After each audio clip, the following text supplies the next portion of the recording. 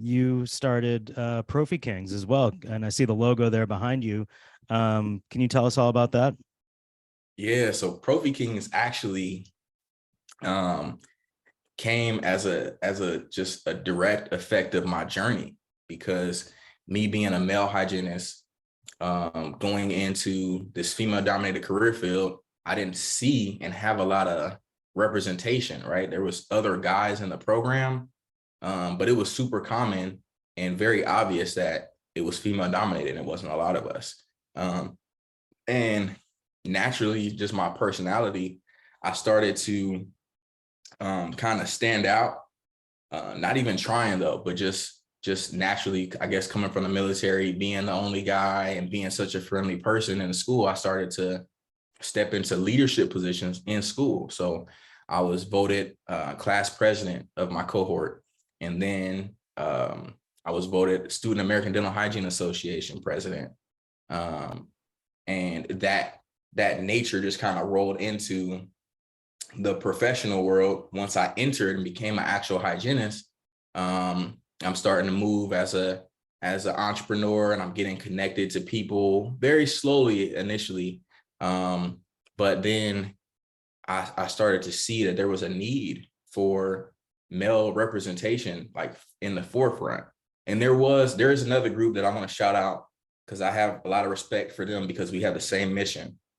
Mr. RDH, Raphael Rondon, he also is about creating and helping to spread, support for men and dental hygiene. So me and him, I think, are the only two organizations that are actually pushing this.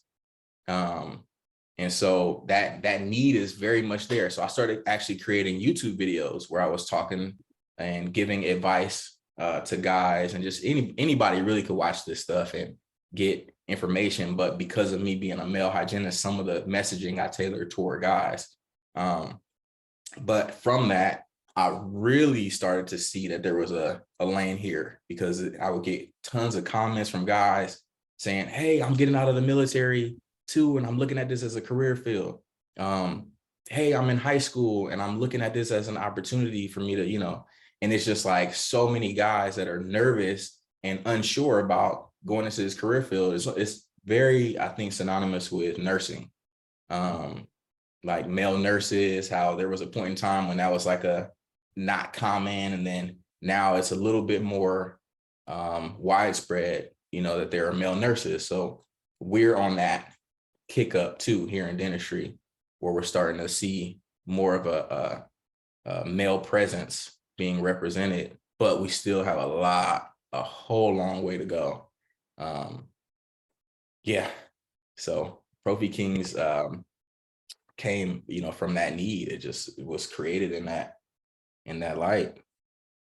So you mentioned advice and coaching, and some people getting in touch with you, whether it's from the military or high school. So you're lending advice and mentorship for people thinking about going into the profession. What about if they're already in school, they're in hygiene school, or even they've graduated hygiene school and they're in the profession? Yeah, absolutely. So Prophy Kings helps in all of those areas. So I'm actually putting together a program that will be in conjunction with Prophy Kings, called Hygiene Prep and Step.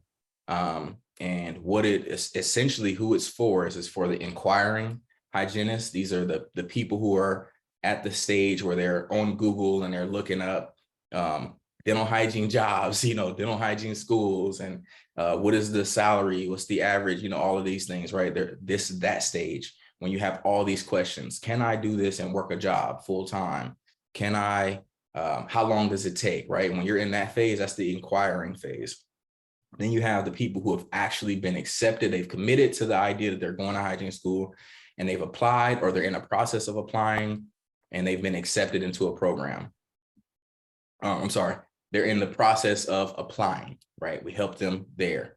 That's with understanding and preparing for the whatever entrance exam the school that you're applying to is offering, the interview, the letter of recommendation, writing your letter, just all those prep steps for actually applying.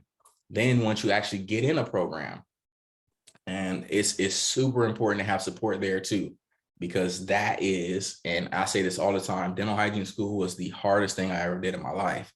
And that's coming from somebody who's seen combat in Afghanistan. Okay. So that says a lot. So supporting people in that aspect of the journey as well.